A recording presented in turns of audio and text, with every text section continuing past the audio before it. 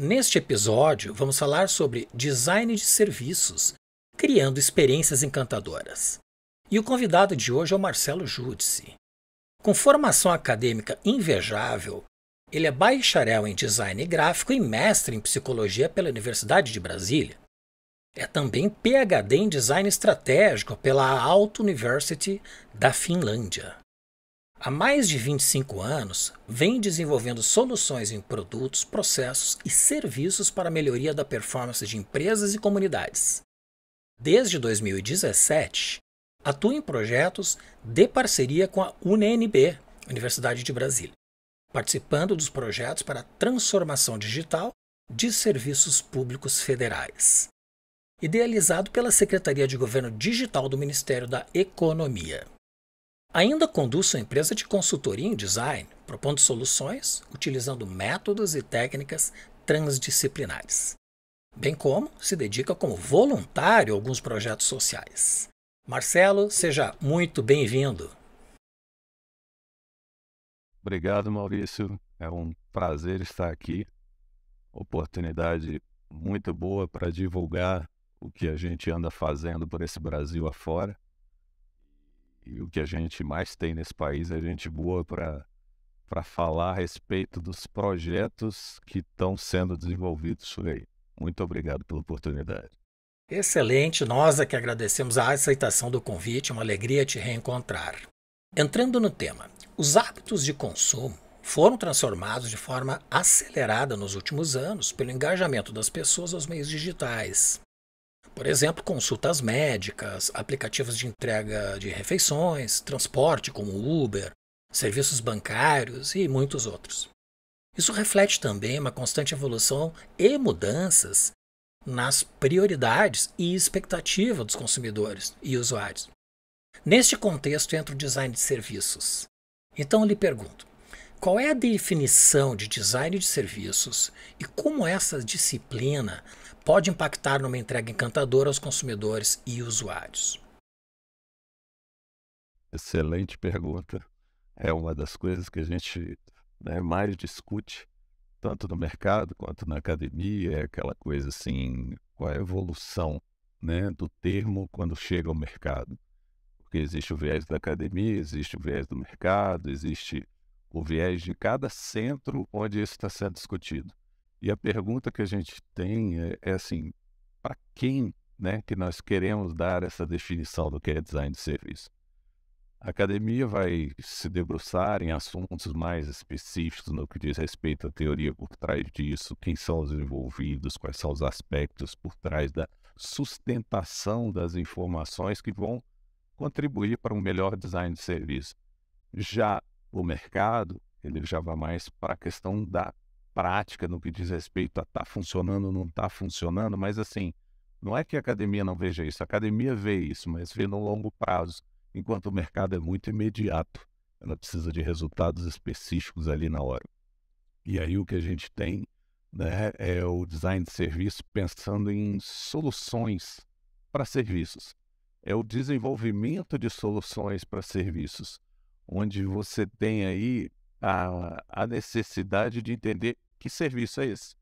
O design de serviço para engenharia de software é completamente diferente do design de serviço para uma empresa, por exemplo, que vá desenvolver uma solução de um mobiliário, de um equipamento, de um artefato que vai ser utilizado numa linha de produção, São aspectos que cada variável dessa incluída no serviço é mais um aspecto a ser considerado nessa discussão de o que nós vamos desenvolver para o design de serviço. A gente tem sim a preocupação com objetos, equipamentos, artefatos. Nós temos a preocupação com relação à questão estrutural da organização, aspectos de como se tratam processos internos, como se tratam questões organizacionais. As relações de poder afetam a tomada de decisão, São aspectos relacionados à organização. Também com relação à questão do cliente em si. Quem é o cliente? Porque nós temos o cliente interno, nós temos o cliente externo. Dentro do cliente externo, nós temos uma variedade incrível. Dentro do cliente interno, nós também temos uma variedade incrível. E às vezes, quando a gente vai buscar o design de serviço para entender, né, quais são essas variáveis que afetam a entrega de uma solução para o mercado, e aí eu estou dizendo o mercado mais abrangente possível, considerando a academia, mercado, né, aquela questão de construir o conhecimento para melhoria de processos, serviços, porque o design de serviços, ele afeta isso tudo, né? Tanto é que, se a gente for considerar, ele é o mais amplo de uma série de esferas que a gente vai começando a se aprofundar dependendo de cada projeto que você pega. Você pode ter projeto de design de serviço que vai pensar em questões relacionadas à interface de um sistema, a relação, como se traz essa interface, né? Na maioria das vezes eu estou falando aqui de design, o aluno já está ali, né? O aluno, o cliente, ele já está ali pensando, o design, então é a questão da interface. Eu falei da interface, aí a pessoa às vezes não se deu conta de que a interface, ela não é necessariamente só um ícone na tela, ou só uma cor de determinada informação que está ali piscando, seja no navegador, seja num relógio, né? Seja na tela de um micro-ondas, né? Eu estou dizendo aqui coisas das mais diversas, por quê? Porque o design de serviço engloba isso tudo. E a partir do momento que a gente vê que hoje em dia a interface está sendo, por exemplo, por intermédio da voz, né? A gente já não tem mais a necessidade de só entender a informação por intermédio de uma tela visual. Mas a questão, por exemplo, está pensando na acessibilidade. E a acessibilidade, às vezes as pessoas relacionam muito a questão de pessoas com deficiência. Mas, na realidade, a acessibilidade é para todo mundo, é o famoso design for all, né? Onde a gente vai considerar o sujeito tem dislexia, ele está interagindo, o serviço está sendo adequado em função desse aspecto de pensar na acessibilidade desse produto, serviço, processo, né, questões que envolvem isso tudo. Então a gente tem esse olhar do design de serviço, né, como para entender que é uma diversidade muito ampla e, de certa forma, quando a gente começa a entender isso tudo, a gente tem condições de entregar melhor. Entregar para o mercado, entregar para os acionistas, entregar para os usuários, para os consumidores, e toda essa camada incrível de envolvidos aí no processo de design de serviço. Excelente. Basicamente, eu tentei otimizar uma definição aqui que demoraria bastante se a gente fosse pegar cada um dos aspectos que eu considerei, mas acho que a princípio dá para considerar isso aí. Perfeito. Aquilo que tu abordaste agora abrange todos os passos de um usuário com diferentes características e de capacidade cognitiva, inclusive, né? Nós temos serviços públicos onde nós temos um analfabeto a tomar determinado serviço que uma pessoa letrada também vai precisar do mesmo serviço. De que maneira esse serviço vai estar adaptado para esses dois cenários, né, completamente distintos de interpretação e conhecimento do usuário? É muito abrangente. A jornada de um serviço ela é a soma de vários pontos de contato com usuários. Então, como se faz o mapeamento destes pontos de contato para se aprimorar um serviço prestado? Excelente pergunta. A gente pode considerar algumas questões aí por trás do que se busca, né? Se a gente busca a questão de entender essa jornada, né? Imaginando que se a gente tem uma diversidade tão grande de contatos, de atores, né, de participantes dessa jornada, a gente vai ver que a gente vai ter que utilizar recursos para pesquisa que vão abranger essa diversidade toda. Então não dá para a gente dizer que vai trabalhar só com um tipo de pesquisa, com pesquisa quantitativa, com pesquisa qualitativa, independente. Não, é tudo junto, né? Tudo em decorrência do quê? Da necessidade que se mostrou ali com base no quê? Qual é o escopo da pesquisa? Do que a gente quer entender? A gente quer entender essa jornada do ponto de vista de interação com o sistema, né? Se a gente considera que o fato de você eh, interagir com o sistema demanda determinados recursos, né? Que são às vezes recursos financeiros, às vezes são recursos, né, de voltados, por exemplo, à questão cognitiva que você comentou, né? Aquela questão, olha, lindo, maravilhoso, vamos aqui pensar num serviço e aí eu quero que entender a interação da jornada do sujeito por intermédio do seu smartphone, né? Vamos fazer todo o mapeamento a respeito de como ele interage. Então, nós temos ali ferramentas, técnicas para analisar. Nesse projeto de pesquisa que a gente está trabalhando junto com o iTrack, o laboratório da Universidade de Brasília, a gente vê, por exemplo, como é que a gente vai fazer para entender o que está aborrecendo o usuário externo, por exemplo. Então, tem pesquisa de análise do discurso relacionado aos comentários das lojas dos aplicativos. Então, tem lá uma série de análises que são feitas com auxílio de recursos tecnológicos, do tipo, faz uma leitura daquilo ali automática, faz uma identificação de quais são os aspectos que estão se destacando né, no discurso da pessoa. No que diz respeito à validação facial, foi um recurso que foi muito estudado, analisado exaustivamente no que diz respeito a como é que você faz a validação facial. Quem aqui não passou por a apurrinhação de, né, olha, posiciona seu celular na frente do rosto, vira para a direita, vira para a esquerda. Na hora que você está ali, você está interagindo com aquele sistema, você está interagindo com aquelas instruções e de repente as instruções estão em letrinhas pequenas e você tem vista cansada. Como é que você vai fazer para interagir com aquilo ali? Você fala, não, beleza, vamos colocar aqui, né, o recurso da voz. Então você vê que o aplicativo já tem aí soluções que foram desenvolvidas, pensadas com base na análise do usuário para identificar se o sujeito tem uma questão de vista cansada e ele tem que ficar ali na frente, vai ter um vire para a direita, vire para a esquerda. E aí as análises são constantes, as pesquisas são constantes. No que diz respeito a...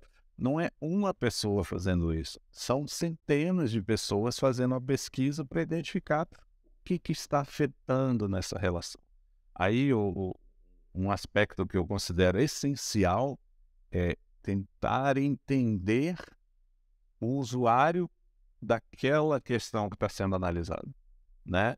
É o usuário final, é o usuário que tem limitações, e eu acho que o mais importante é saber ouvir o usuário quando o usuário quer dar o feedback. São questões que a gente vê aí, né? A questão da compreensão do que está afetando o usuário. A experiência que ele tem na interação, ela se dá de tal forma que é construída por essa relação de satisfação ou não com um determinado sistema. A gente sabe que quando a gente vai fazer uma análise do que está escrito na reclamação do usuário, no comentário numa loja de serviço, o sujeito às vezes não está ali com uma funcionalidade na cabeça, ele está com todo um rol de experiência prévia com relação àquele aplicativo. O aplicativo foi fácil para baixar, o aplicativo foi rápido de instalar. Eu tive que desinstalar algum aplicativo do meu celular para poder que isso funcionasse, né? São questões importantes a serem consideradas. E se a gente começa a entender que cada ponto de contato desse tem variáveis que a gente tem que ficar de olho, tem variáveis que a gente tem que entender, qual é o discurso que está sendo utilizado, a fala que o sujeito está utilizando realmente corresponde à fala que o pesquisador está entendendo, né? Porque uma coisa é meu linguajar com base no quê? Na minha experiência prévia da minha formação.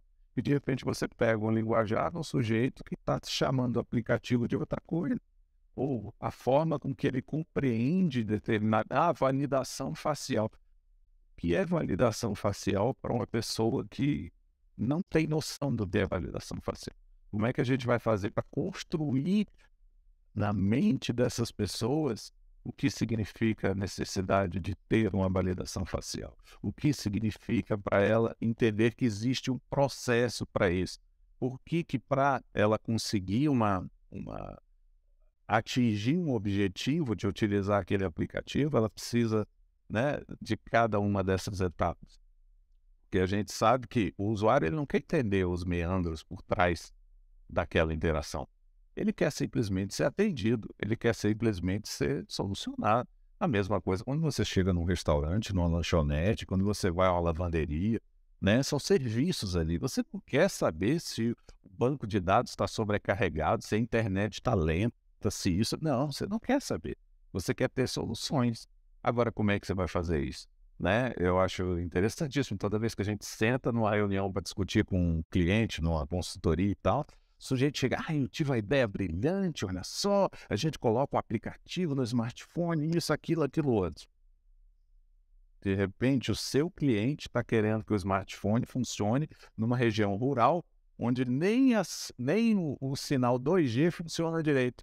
Né? Então a gente vai vendo isso tudo, que faz tudo parte de um grande ecossistema a ser analisado, entender todos esses pontos de contato, todas essas relações, tudo isso que pode ser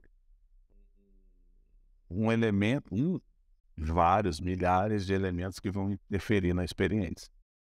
Esse mapeamento obrigatoriamente precisa ser presencial ou há recursos para também se fazer ele de forma virtual? Olha, você me deu um estalo aqui que eu lembrei do meu doutorado. Eu tive o privilégio de fazer o doutorado na Finlândia, né, onde eu e minha esposa também é designer de produtos, eu sou designer gráfico, ela é designer de produto. Nós fomos com uma ideia de trabalhar, eu ia trabalhar com a Bronze Skylift, uma empresa de guindastes, onde eu ia ver a questão da interface do guindaste, como é que facilitava ou não a questão da utilização.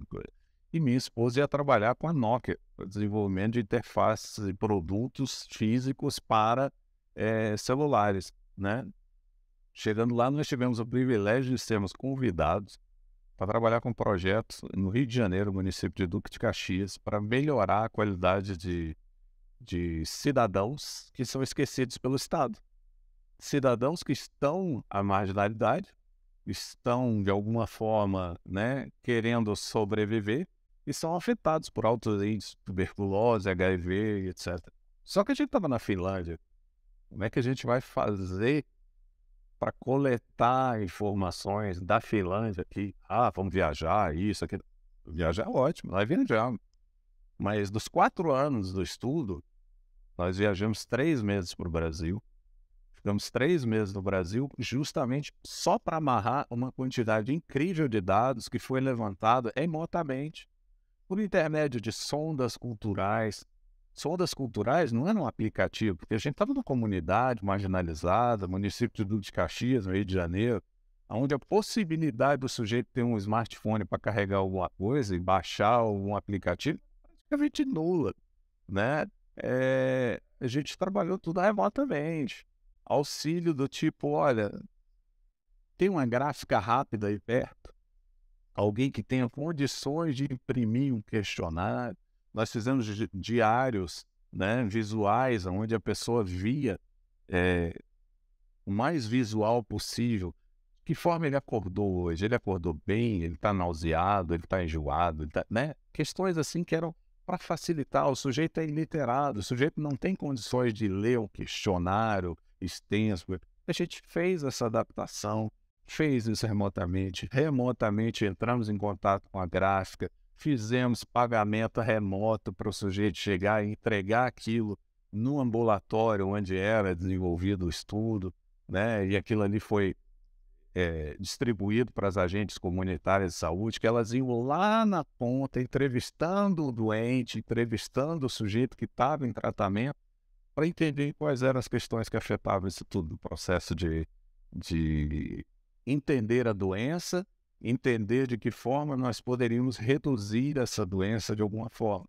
E aí eram questões que eram ligadas a nós, designers estratégicos, pensando nessa questão do serviço, mas ao mesmo tempo pensando do ponto de vista de arquitetura, de engenharia, de serviço social, de química, porque era uma equipe interdisciplinar que totalmente voltada para a questão de quais são os aspectos que interferem nessa jornada de melhoria da qualidade de vida do cidadão.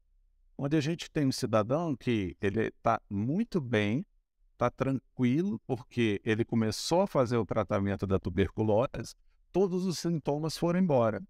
Só que ele começa a sentir o efeito colateral da medicação.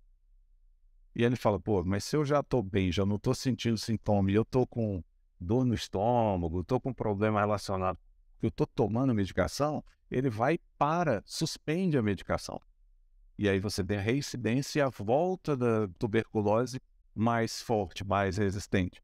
Então tudo isso foi analisado, pensado remotamente, em discussões assim, naquela época que a gente começou esse estudo em 2004, terminamos, né, pelo menos o doutorado em 2008, mas o estudo teve a finalização em 2014, né? Então foi 2004 a 2014, onde a gente estava analisando, trocando, tudo remotamente, conversando com especialistas remotamente, e a possibilidade de entender que a gente não é dependente. É lógico que isso aqui ajuda muito, é lógico que a internet é um espetáculo, mas a gente tem que entender que a realidade do mundo, às vezes, fica limitada em função das questões tecnológicas mesmo, né?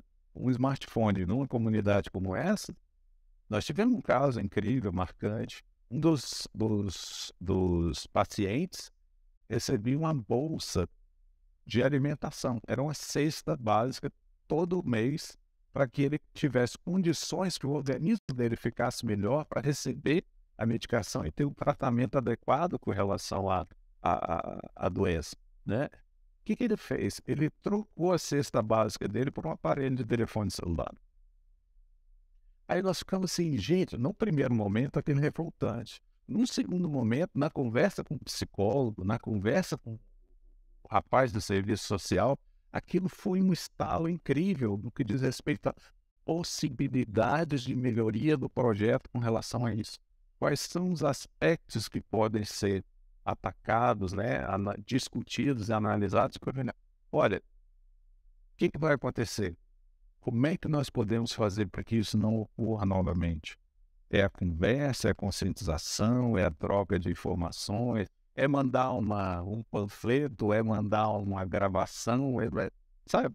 Então, isso é interessantíssimo. Cada vez que a gente vê um recurso desse, né, um resultado de um recurso desse utilizado, a gente vai vendo o quanto a gente pode abrir os horizontes para pesquisar novas soluções. Tá? Então, é basicamente isso, a gente entender essa necessidade de remotamente é importante, inclusive por conta disso. E outra coisa que eu digo, foi essencial visitar o local para saber a coleta foi adequada, os resultados foram tratados adequadamente, a felicidade de conhecer os agentes comunitários de saúde em loco, na hora que a gente chega lá e fala, nossa, tem 2 anos que a gente se fala e a gente nunca se viu, a gente nunca, né? E de repente tá lá trocando ideia, a agente comunitária está mostrando a casa dela, está mostrando o ambiente, a interação humana é algo importantíssimo. É algo que me despertou aqui uma série de pontos que eu acho que as empresas deviam ficar mais atentas, tá? E aí é uma questão que eu acho que só serve para a gente pensar melhor e desenvolver melhor as soluções que tem a seguir. De que forma as empresas e mesmo governos podem identificar possíveis atritos nesta jornada de usuário que possa comprometer a satisfação e engajamento das pessoas, dos usuários? Maravilha. Eu acho que uma das questões mais importantes para responder essa pergunta é as empresas e os governos têm que entender que os usuários são distintos. As realidades são distintas, né? Eu participo de uma série de grupos de discussão a respeito de técnicas e melhores formas de considerar, né, a melhoria por exemplo, NPS, né, o Net Promoter Score, ou seja, a qualidade como é que o usuário recomenda ou não um serviço seu após a interação com esse serviço, né? E às vezes o que que acontece? A Alguns gestores, eu não estou dizendo que isso é todo mundo, não quero generalizar, mas alguns gestores, a grande dificuldade da gente é convencer o gestor que não é porque uma técnica, uma métrica utilizada num tipo de serviço pode ser simplesmente transportada para um outro serviço, para um outro momento, né? Simplesmente porque está todo mundo usando. Ah, todo mundo usa o NPS, vamos usar o NPS também. Não, não é assim. Uma das coisas que a gente vê é que tem que entender essa distinção. Lógico que as maiores empresas têm condições melhores, né, de fazer esse entendimento, tem mais recursos, tem mais pessoal, tem mais condições de bancar essa pesquisa, porque no final das contas é uma pesquisa, né? Porque se você deixar simplesmente pega a receita de bolo e segue, não existe receita de bolo, né? A gente tem aí toda essa questão de como é que vamos considerar isso. Um dos aspectos que a gente vê com frequência é o olhar sobre quem interage. A gente teve atuação junto a alguns aplicativos do governo federal, onde a gente ia cedo, 6 horas da manhã, para a fila do INSS, para entender o que está afetando, né, naquela jornada do sujeito. Para o sujeito chegar às 6 da manhã na fila do INSS, para ele conseguir, isso no período antes da pandemia, né, que a gente começou alguns estudos e estava fazendo isso, a gente tinha a questão de vamos nos aprofundar e entender esse usuário. Para ele chegar às 6 da manhã na fila, ele teve que sair às 4 da manhã de casa. O que isso representa no final do dia dele, no final do mês dele, ele ter tirado um dia do trabalho dele é entender o usuário como um ser humano. É entender que o seu serviço não prestado adequadamente interfere diretamente na vida de um ser humano, né? Mas aí você está sendo muito preciosista. Não, não é questão de ser preciosista, gente. É questão de vai lá, se coloca no lugar daquele usuário, entende o porquê que ele está insatisfeito e por que ele não vai responder ali um encantômetro na porta da agência, porque ele está indignadíssimo, porque o botão dele nem existe na escala que está sendo apresentada ali, né? Ou ele nem entendeu aquela escala, né? Então temos uma série de questões aí a nos aprofundarmos, a ver, entendemos as diferentes culturas né, que a gente lida, que a gente está ali relacionando. E uma das coisas que a gente vê demais são os gestores imaginando que, eu já fiz pesquisa assim, então a gente pode só replicar. Não, gente. Eu tenho mais de 25 anos de experiência nessa área, mais de 25 anos de experiência trabalhando preparação de pesquisa, entendendo, e eu, né, já na minha doce ilusão, cada vez que eu preparo uma pesquisa, um questionário, um levantamento, uma orientação de entrevista, a gente vai lá, vê o roteiro e a gente fala, não, isso aqui ele vai responder isso, ele vai responder aquilo, ele vai responder aquilo outro. Tem mais de 25 anos e mais de 25 anos eu quebro a cara, porque o usuário chega com o quê? Com a experiência dele.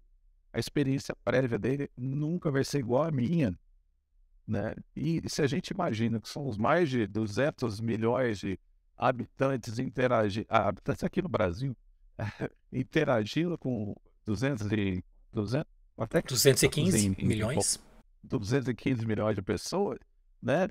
E a gente sabe que, poxa, interagir com um sistema, com um serviço em Porto Alegre é completamente diferente de fazer isso, né? Por exemplo, em Manaus, é completamente diferente de fazer isso em Recife, em Brasília, né? As realidades são distintas. Então, de alguma forma, para a gente entender essa questão de satisfação, engajamento, a gente tem o usuário. O sujeito, eu tenho um meme maravilhoso, que eu acho que eu recebi, deve ter o quê? Uns 4, 5 anos, não sei nem se já se chamava meme naquela época, mas era uma fila de uma repartição pública, se não me engano, na Bahia, né?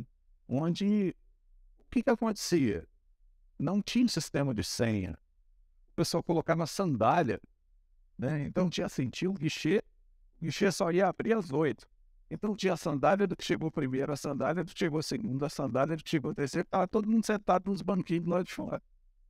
Então olha só, olha a maravilha que não é o ser humano, dando ideias para a gente, dando dicas e soluções, que a gente só vai conhecer quando vai lá, quando conversa lá, quando interage lá, né? Então eu acho que muito é isso. A empresa, o governo tem que entender o usuário.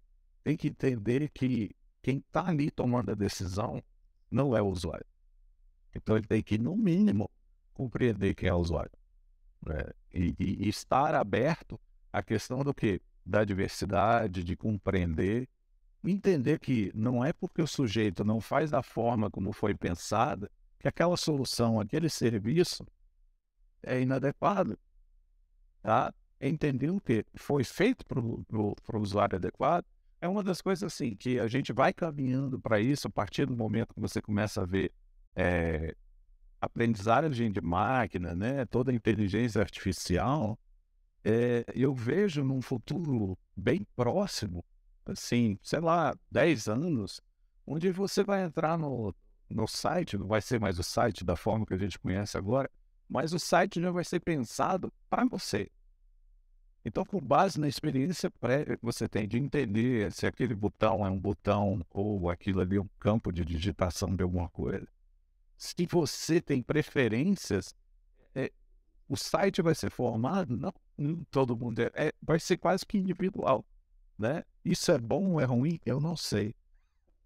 Eu não sei, do ponto de vista, assim, eu acho que para minha cabeça é algo assim meio assustador, porque você vai criar uma torre de Babel, porque se você vai ficar dependente da inteligência artificial, da aprendizagem de máquina, para te fornecer aquela maneira de se comunicar com o outro, né? Para fornecer a maneira que você tem de interação. Então, são questões assim que abrem a mente da gente, nos prepara para entender que temos que compreender o usuário e temos que, de alguma forma, também compreender a necessidade de, às vezes, dar uma padronizada na linguagem, de dar uma padronizada na coisa para a gente não ficar perdido. Este exemplo que tu mencionaste da repartição pública, onde os usuários desenharam uma experiência melhor colocando as sandálias em fila, né? Que pode perdurar por 2, 3, 4 horas, um serviço em que tem muita demanda e pouca gente atendendo. Eu diria até que a Caixa Econômica Federal, que é quem mais atende os aposentados no Brasil, precisaria urgentemente criar um projeto de design de experiência, evoluindo a entrega do seu serviço, especialmente para evitar as filas de madrugada dos aposentados para retirarem sua aposentadoria nos dias de pagamento. Isso é totalmente despropositado, sobretudo pela característica do usuário, né, que são pessoas já idosas, algumas com certa convalescência e sujeitas a todas as intempéries do tempo, né? No sul pode estar muito frio, com chuva, no nordeste pode estar muito quente, enfim. Realmente o serviço público evoluiu muito. Eu sei que o governo federal, através da Secretaria de Governo Digital, tem feito um trabalho muito bom de inserção das pessoas aos serviços digitais do governo através do gov.br. Mas acho que a Caixa Federal precisaria imediatamente fazer um trabalho nesse sentido.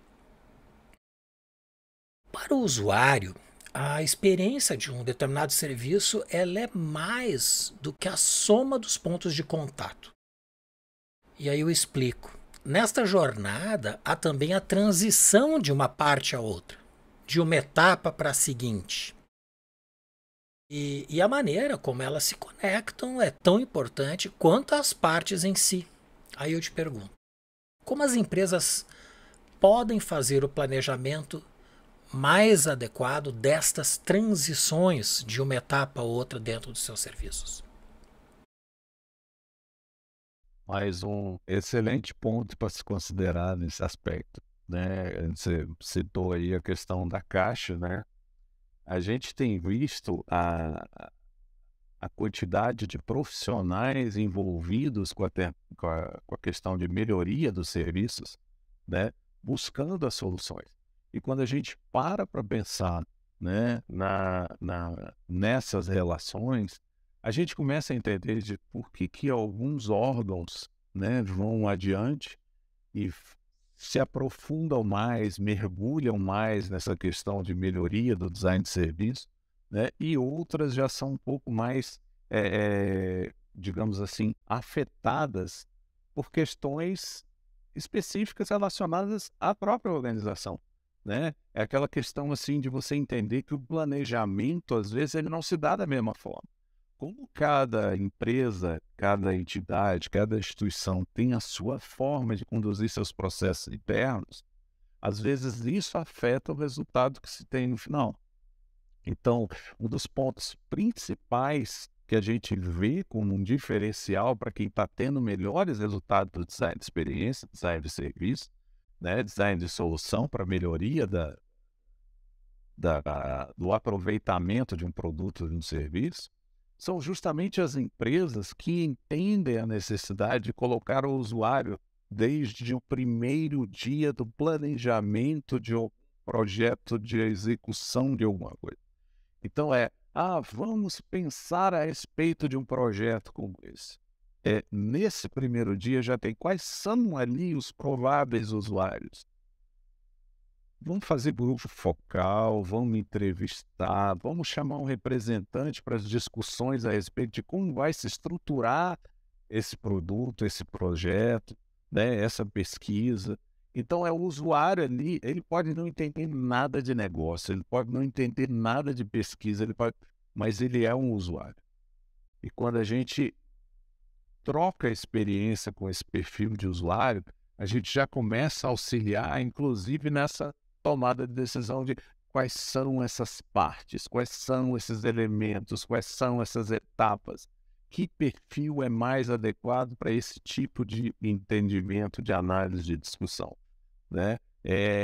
Quando você tem essa interação com o usuário, não é só o produto está pronto, mostra para ele no final, não, é antes. A gente está participando de design sprints, ou seja, são sessões específicas onde cada funcionalidade de um aplicativo ela é prototipada num curto período de tempo, tipo, o planejamento é 5 dias, mas a gente, em função das demandas e necessidades dos diversos órgãos e determinados serviços, a gente às vezes tem sprints de 3 dias, onde a gente na sprint tem um programador, um desenvolvedor, temos ali uma pessoa responsável por segurança, temos ali uma pessoa responsável por hardware, né? Temos ali uma pessoa responsável pelo entendimento, pelo usuário em si, né? Temos ali a questão do ponto de vista de negócios, onde a gente está identificando aquilo ali é viável. Em 5 dias a gente é capaz de, às vezes, upar 6 meses, 1 ano de trabalho, 5 dias de uma interação constante com esses perfis diversos. E aí chega no 5º dia, né, desse design sprint, a gente submete um protótipo, e o protótipo às vezes ele é funcional, às vezes não é funcional, depende da profundidade do projeto, da funcionalidade que está sendo desenvolvida. A gente submete ao usuário e quem estava no design sprint, quem estava nesse momento de discussão, é que vai fazer a pergunta para o usuário, é que vai entender o que o usuário está respondendo. E daquilo ali, sai backlog, sai ali com instruções para próximos passos, riquíssimo para cada um dos setores que está envolvido. Então, é incrível a possibilidade que a gente tem de interagir com diversas partes e daí construir soluções as mais adequadas para melhorar processos internos, para melhorar a qualidade de serviço, qualidade de testes, né? Que tipo de teste eu vou fazer? Como eu vou fazer? Isso o usuário vai responder para a gente, né? E é uma forma aí que a gente tem de melhorar, né, esse planejamento, essa condução de todas essas etapas. Quer dizer, e é lógico que isso vai depender da sua equipe, né? Isso vai depender, sua empresa tem condições de fazer isso? Ah, vou contratar uma consultoria. Você sabe o que é que você quer? A consultoria pode chegar e te oferecer o que ela quiser, mas o que que você quer? Então, converse com, né, pessoas que já tiveram experiências positivas com relação à melhoria de processos, de design de serviço, etc e tal, e veja o que é que se busca. Informe-se a respeito de, eu posso trabalhar com esse tipo de etapa, que método eu posso utilizar. Não é que você vai virar o pesquisador, mas você precisa pelo menos entender como você vai fazer para melhorar esse planejamento, melhorar essas etapas de entendimento a respeito do seu serviço. Engajar, fidelizar e aumentar a conversão de vendas são desafios para qualquer tipo ou tamanho de empresa. Como uma pequena e média empresa, com suas limitações de recursos, pode aplicar o design de serviço em seus negócios? Uma boa pergunta, ainda mais se a gente imagina toda essa diversidade que eu estou comentando aqui desde o começo. Se existe diversidade de usuários, existe diversidade de empresas. Se a gente considera que as micro e pequenas empresas são, né, a maioria da população de empresas que temos no Brasil, como é que você vai ver isso? Eu acho que a questão que é algo que eu acho que é muito marcante, pelo menos no ecossistema que eu vi da Finlândia, as empresas, elas trocam muitas ideias, elas conversam muito entre si, elas discutem muito caso, tem muito estudo de caso, tem muito aprofundamento a respeito do que está sendo feito, tem muita discussão com associações, né? Vou dar um exemplo aqui, o nosso caso é regional, é a DEGRAF, a Associação de Designers Gráficos aqui do Distrito Federal, onde a gente busca justamente expor para o associado quais são as questões que estão afetando ali o desempenho de um determinado escritório no final do mês ali. É o quê? É uma questão é o método que não está adequado, o processo, é uma questão de conteúdo, é uma questão de apresentação, né? E como é que a gente chega nisso? Na troca de experiências, né? Na troca de informações, na troca de ideias, onde você consegue essa coparticipação auxiliar nesse processo de melhoria como um todo. Tá certo que isso é muito difícil, tá, gente? Isso é muito difícil, porque tem muita gente que primeiro acha que não tem que expor. Que se expor, o colega vai virar um concorrente. E, na realidade, o que a gente entende, primeiro, o mercado é grande o suficiente para os mais diversos tipos de concorrente que você possa vir a ter.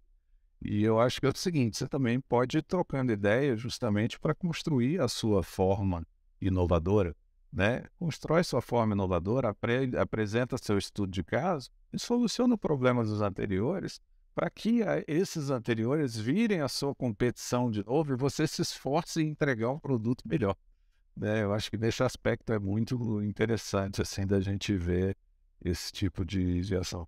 Lembrei também da, da, ah, da necessidade que a gente tem de entender que automatização é um ponto positivo para a gente reduzir gastos, né, diminuir erros, aumentar a qualidade na entrega, aumentar né, a satisfação mas a gente tem que entender que essa automatização ela não pode ser feita pronto, acabou. Tem que haver um acompanhamento. O seu usuário ele evolui também. Ele começa, de repente, a mudar a forma com que ele compreende o seu serviço. Cada vez que você adiciona um elemento novo no seu serviço, na sua prestação de serviço, o usuário pode ter uma má interpretação a respeito do que foi inserido. Isso pode gerar um desgaste de alguma forma na imagem da sua empresa, na imagem do seu produto, né? Então é um aspecto que eu acho muito interessante, que eu acho que é um diferencial muito grande da micro e pequena empresa é que eles estão mais próximos do usuário. Eles escutam o usuário. O usuário chega lá e fala, bate na porta lá e fala, ó, não estou entendendo, não está pegando, estou insatisfeito contigo, estou zangado, você não está entregando, está errado, o produto está com... Né? É aquela coisa assim de entender. Eu acho que se todo o setor de qualidade de serviços, né, tivesse aí eu dou um exemplo direto, nas aulas que eu costumo falar a respeito dessa questão da gestão da qualidade, é quando você escuta o usuário ali no momento que ele está insatisfeito.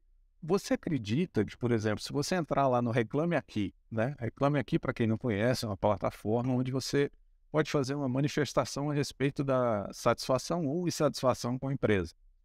Quem está satisfeito não reclama, quem insatisfeito não vai no Reclame Aqui. Só quem está satisfeito não vai. Agora, quem está insatisfeito vai lá. Procura lá o nome de operadoras de telefonia celular brasileiras. Curiosamente, você vai encontrar assim, mais de 300 mil queixas. E índice de resposta, 0. Aí você vai falar, poxa, o que isso significa? São 300 mil usuários insatisfeitos. Aí o que você acontece? Você começa a perceber, poxa, será que eu posso me dar ao luxo de ter 300 mil usuários insatisfeitos? Sim, quando eu tenho uma prestação de serviço onde eu tenho 2 ou 3 operadoras e você tem basicamente o mesmo comportamento para elas, de não responder ao seu usuário por intermédio de um canal que é extremamente dedicado ao usuário comum, né? Joga ele para uma central de atendimento que leva 5 minutos para ele dizer que está insatisfeito, o sujeito dizer que o cadastro dele não foi localizado, né?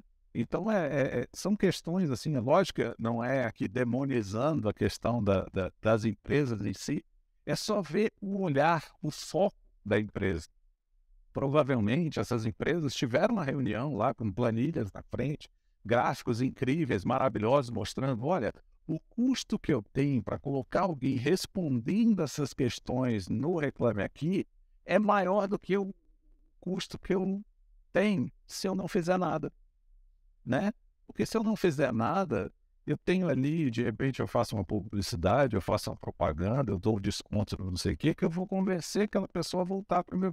Por quê? Porque eu sei que eu só tenho 2 ou 3 operadoras, né? Então a falta de concorrência também gera esse tipo de coisa.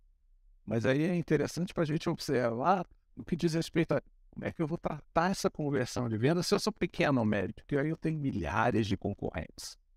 Eu tenho milhares de concorrentes no meu bairro, não é milhares de concorrentes, né, no país inteiro. Não, no meu bairro eu tenho milhares de concorrentes. Então, como é que eu vou ouvir meu usuário? Como é que eu vou tornar esse serviço o mais atrativo possível para que ele volte feliz e contente? Gente, eu tenho exemplo aqui na minha esquina. Tem 2 padarias, uma gourmet e uma não gourmet. A que não era gourmet foi vendida. Pararam. E ao invés de continuar com um perfil, né, resolveram virar gourmet também. O que a gente tem? A gente tem aí uma total falta de observar. E assim, eu estou dizendo isso porque eu tomava café da manhã lá nessa padaria. E eu observei a negociação para compra na mesa do lado ali. Eu ouvi detalhes de, como é que nós vamos fazer, como é que não vamos, como é que é. A primeira coisa que fizeram, demitiram todo mundo. Vamos contratar todo mundo novo. Gente, a quantidade de gente que tomava café naquela padaria porque era amigo do atendente, porque era amigo do padeiro, porque era, sabe? São questões assim de, tá certo, de repente ele pode estar até tendo um faturamento melhor agora, mas o que eu proponho é essa análise mais delicada a respeito de, para você ser fiel a alguém, você tem que conhecer esse alguém. E se você chega e simplesmente rompe os laços, né?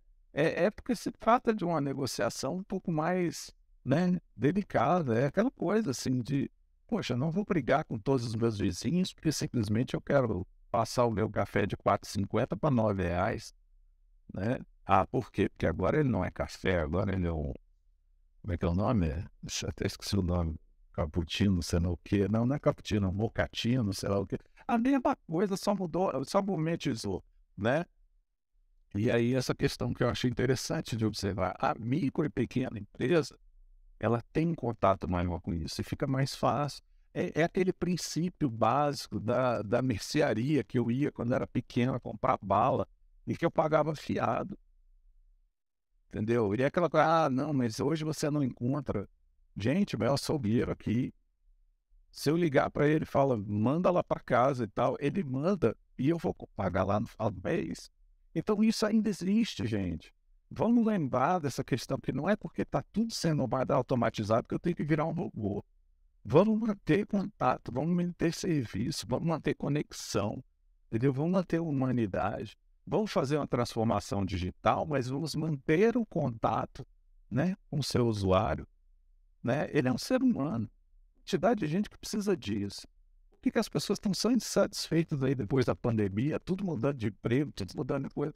Por quê? Porque chegaram à conclusão que quando se colocaram no lugar deles mesmos, em casa, eles começaram a pensar, poxa, quais são os meus valores? O que me faz feliz?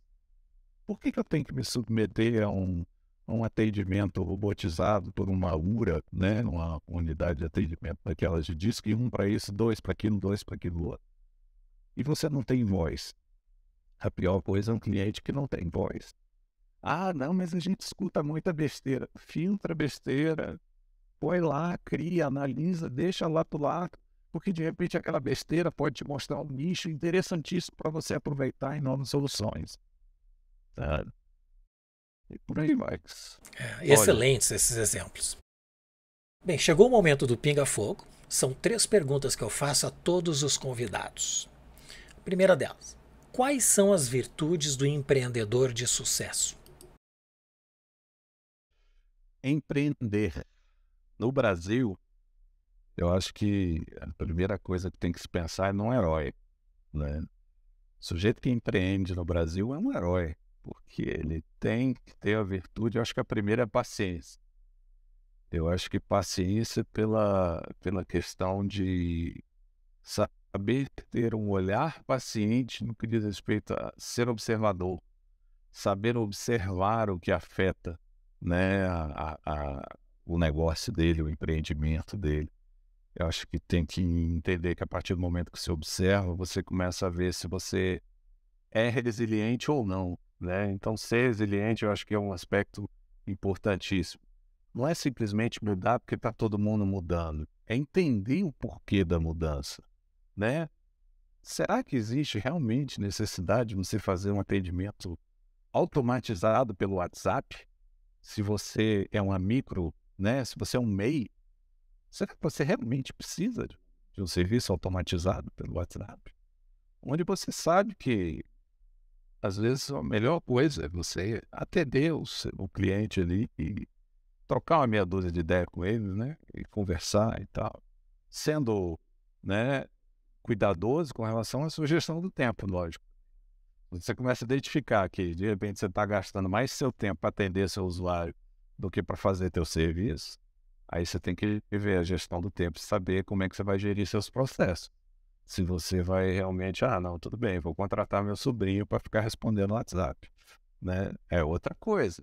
É melhor, às vezes, você botar o sobrinho respondendo no WhatsApp com um treinamento básico para ele entender como ele se comporta, como ele responde, como ele respeita o cliente, né?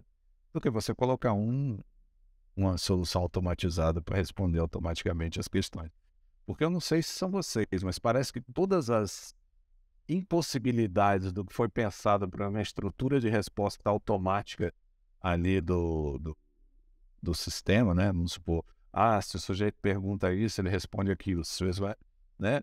Parece que todas aquelas perguntas, sempre que eu entro, eu faço a pergunta que não está lá, porque a resposta é sempre um negócio, né? É meio, gente, nonsense, né? Parece que não pensaram nessas respostas aqui. Ou o caso que eu tenho ainda não foi mapeado pela empresa como uma provável demanda do usuário, né? Então, por isso que o ser humano ainda é melhor, mesmo os que têm atendimento pessoal, tem que entender que o script desse atendente não pode ser o mesmo script de um WhatsApp automatizado. Tem que entender que, olha, se o sujeito tem uma demanda, algum motivo há, né? Tem casos aqui marcantes do que diz respeito a ouvir o usuário, é o caso da Toyota, não sei se, se você conhece, Maurício, mas a Toyota revolucionou a questão do atendimento do usuário a partir do momento que uma cliente estava tendo problema com o carro dela ao parar num drive-thru. E aí você vai ver, passou por uma longa corrente, né, uma longa linha de tomada de decisão até um engenheiro entrevistar a usuária para tentar entender o que estava acontecendo, para a gente entender que no final das contas era o local que tinha uma saída de ar que estava afetando o motor da pessoa. Quer dizer, é um negócio assim que isso representa um gasto, eu diria que é um investimento. Porque se um usuário está tendo um problema, existe um motivo para um usuário estar tendo problema. A única diferença que a gente tem de um Toyota para, por exemplo, um Airbus, né, é justamente que se o Toyota der o problema com um usuário, né, o máximo que pode acontecer é um usuário estar insatisfeito ali com a questão. Agora, se é com a Airbus, você está afetando ali, né, sei lá quantos numa viagem só. E se for um negócio de segurança, você está... Uma coisa é o Toyota, você encosta ali, liga o seu pisca-alerta e espera o socorro chegar. O Airbus não, você não tem como encostar, né? Então, são questões assim que o usuário tem que entender aí o papel que ele tem, né, nessa questão de entender toda essa evolução dos processos e como ele é parte integrante desses processos. O que diferencia os sonhadores dos fazedores? Eu acho que essa pergunta é muito interessante para a gente primeiro considerar o que é o sonhador e o que é o fazedor. Porque a gente tem fazedor e sonhador nas mesmas equipes, né? Às vezes na mesma equipe que você está lá, a gente vai para reuniões onde tem um sujeito lá que é responsável pelo desenvolvimento e tal. E às vezes você vê, uma tentativa de um calar o outro, né? O, o sonhador está criticando o fazedor porque o fazedor não está fazendo coisas que ele sonhou que fosse feito, né? E o fazedor está questionando o sonhador porque está achando que ele está arrumando sarna para se coçar, né? Está arrumando confusão para o projeto, né? E eu acho que o primeiro aspecto para ajudar nessa relação entre eles é justamente para que cada um entenda o outro. Para cada um entender que o sonhador colabora muito para o fazedor ter sucesso e o fazedor colabora muito para o sonhador ter sucesso, né? Normalmente, os fazedores eles têm capacidade muito grande de desenvolver e realizar muito rápido o que o sonhador pensou, né? E o sonhador fica planejando e propondo e tal, mas o que eu verifico nas empresas é justamente a limitação, né, nessa tolerância entre os sonhador e o fazedor. O que eu sugiro é o seguinte, é que cada um fique atento ao que o outro diz. Porque, de repente, você é um fazedor e não se deu conta disso. Às vezes você é um sonhador e não se deu conta disso. Então, eu acho que a primeira coisa é entender, observar, aprender e evoluir. E eu acho que tem perfil para todo mundo, tem espaço para todo mundo, tanto o fazedor quanto o sonhador trabalharem juntos aí. A última, o que é design? Ah, essa pergunta é espetacular. Essa pergunta é a primeira que eu faço, quer dizer, fazia, né? Eu dava aula na graduação, parei de dar aula na graduação, estou só na pós. Na graduação era mais divertido fazer essa pergunta para mim. Chegava no primeiro dia de aula, você pergunta o que é design? E depois você chegava no último dia de aula e perguntava o que é design.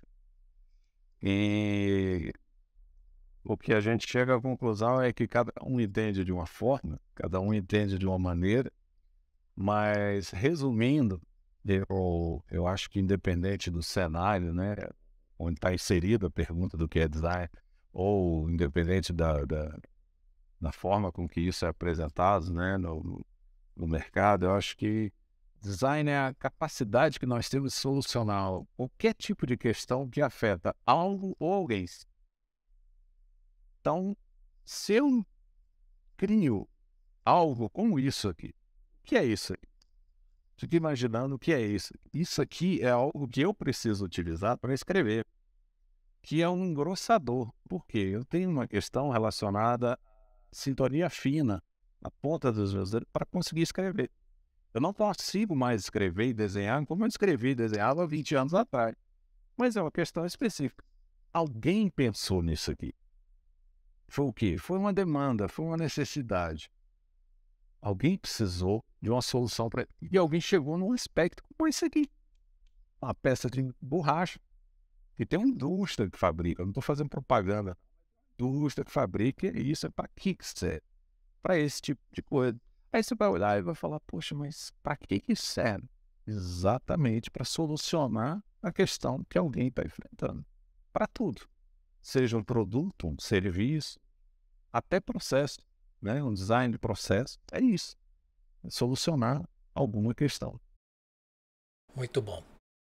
Marcelo, nós estamos chegando ao final, mas eu gostaria ainda, antes de você se despedir, que indicasse um ou mais livros, ou inclusive outros conteúdos, que ajudem as pessoas a alcançarem a sua melhor versão. Muito bom. Eu levantei 3 livros que eu acho interessantes, são de alguma forma complementares. Não são livros novos, são livros até um pouco mais antigos, mas são interessantes para fazer uma conexão aí de ideias.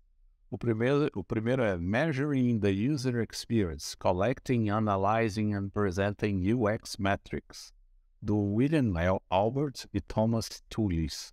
Tá? Ele é, do ponto de vista de entender a experiência do usuário, se você quer entender de pesquisa de experiência com o usuário, você vai entender tudo. Como é que você coleta, como é que você analisa, como é que você apresenta esses dados. E como é que você apresenta esses dados, eu acho que é um dos mais importantes, porque quando a gente fala do gestor lá na empresa, olhando os gráficos que alguém está apresentando para ele, a gente começa a entender que às vezes a forma como você faz o gráfico afeta a tomada de decisão do sujeito. E às vezes o gráfico está errado.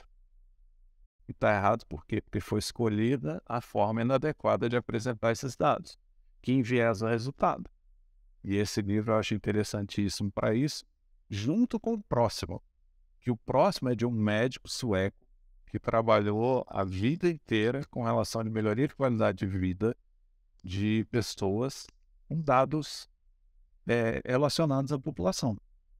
Ele é o Hans Hollings, um médico sueco, e o nome do livro tem em português também, Factfulness, o hábito libertador de só ter opiniões baseadas em fatos. Ele é um livro interessantíssimo para abrir sua mente a respeito de como, às vezes, as políticas públicas são afetadas com relação a como os tomadores de opinião, os tomadores de decisão, tomam suas decisões. Né? Eles pegam aquilo com base no quê? Como é que esses dados foram coletados? Ele tem, inclusive, um TED espetacular dele, falando a respeito dessa questão de como entender a evolução dos dados com o passar do tempo. E a forma como você apresenta essa narrativa. Né? Eu acho muito interessante. E o último aí é bem mais específico com relação ao design de serviço, que é Isto é Design Thinking de Serviços. Fundamentos, ferramentas e casos. É o Mark Stickdorn e o Jacob Schreiber, Scheider.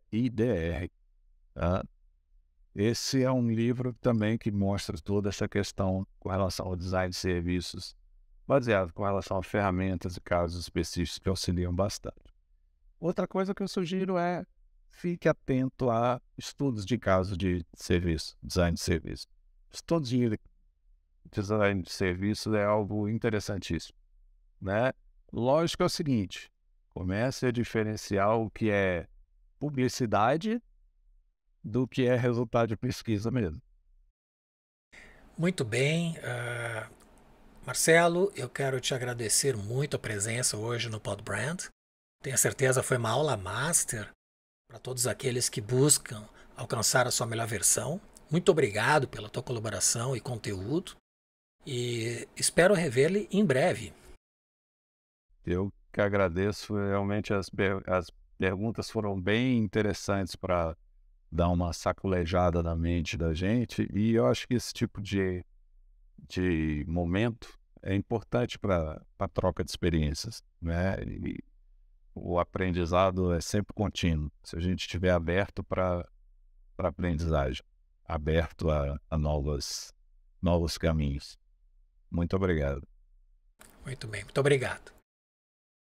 Te convido a comentar e avaliar este episódio, fazer sugestões, propor novos temas e também enviar suas perguntas. Visite o nosso site podbrand.design. Teremos sempre a programação atualizada e recomendação de livros como estes que o Marcelo nos indicou e muito mais. É você influenciando o podcast.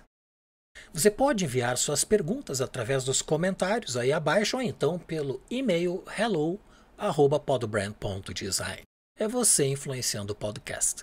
E se você chegou até aqui melhor do que entrou, compartilhe com as pessoas que curtem o conhecimento. Se inscreva em nosso canal e clique em gostei ou não gostei, isso ajudará para que mais pessoas recebam esse conteúdo e também alcancem a sua melhor versão. Agradeço muito a presença do Marcelo Judes e em especial a você que nos acompanha. Nos vemos no próximo episódio do Podbrand, o podcast do design.